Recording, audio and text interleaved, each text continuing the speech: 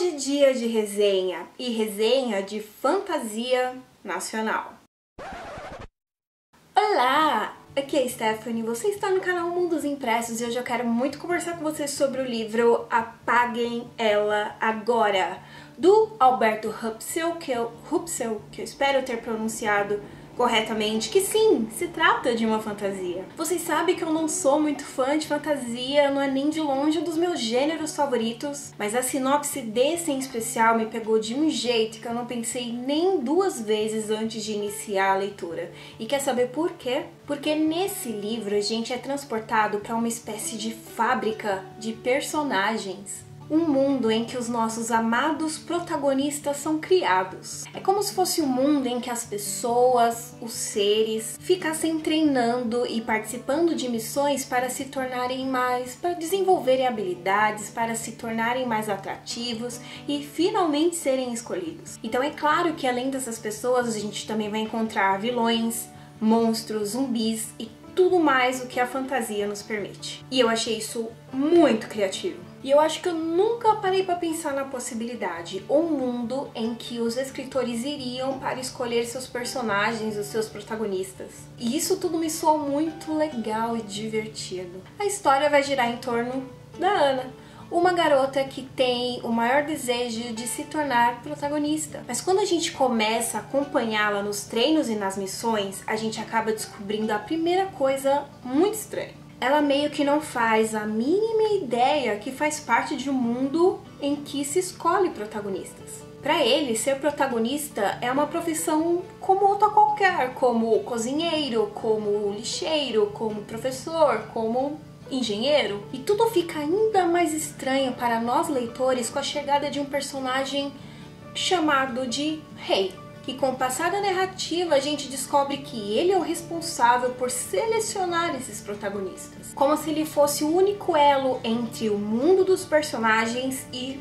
o nosso mundo. Isso é tudo muito louco, muito interessante, né? A leitura é bem legal, bem divertida, mas com certeza um dos pontos mais altos da história é a maneira com que tudo é naturalmente engraçado. Não soa como forçação de barra, então soa como aquele cômico que sem querer acontece em meio caos.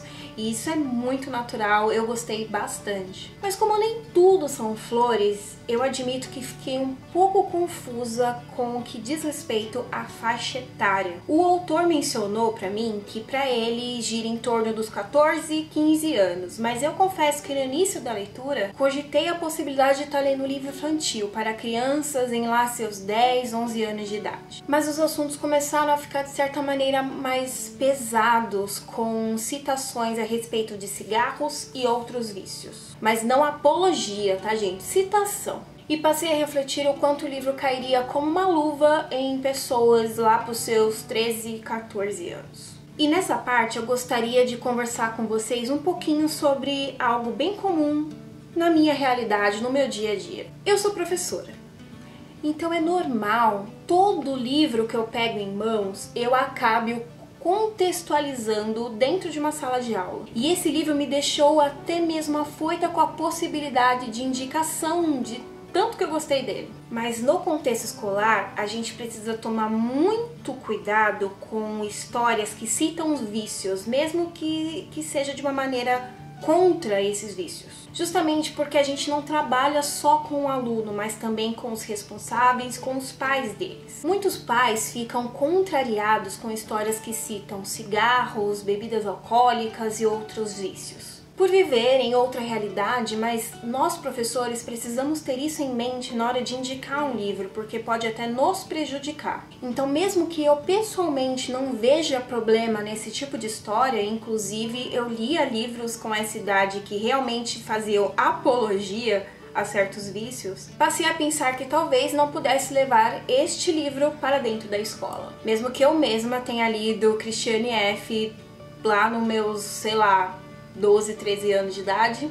E por que eu falo tudo isso? Não porque eu acho que o livro seja incorreto, pelo contrário, mas porque eu gostei tanto dele que eu sinto que eu gostaria de levá-lo para dentro de uma sala de aula, até para crianças de 11 ou 12 anos de idade, e eu consigo inclusive pensar numa série de possibilidades de atividades que eu faria a partir dele. Porém, Todavia, entretanto, com a minha experiência, eu sei que ele não seria muito bem recebido por alguns familiares. Então ainda bem que eu tenho um canal para indicar para vocês, né, gente? De um jeito mais livre. Acredito que menções a cigarros, bebidas alcoólicas e outros vícios são coisas naturais do nosso dia a dia e devem ser abordadas de um jeito tão natural quanto. E não como se essas coisas não existissem. Mas como eu sei que alguns pais se importam muito com essas questões, eu subiria um pouquinho mais a faixa etária da história, ainda que eu tenha plena noção que adultos podem se divertir plenamente com ela, tanto é que eu mesma me diverti, eu adorei o livro.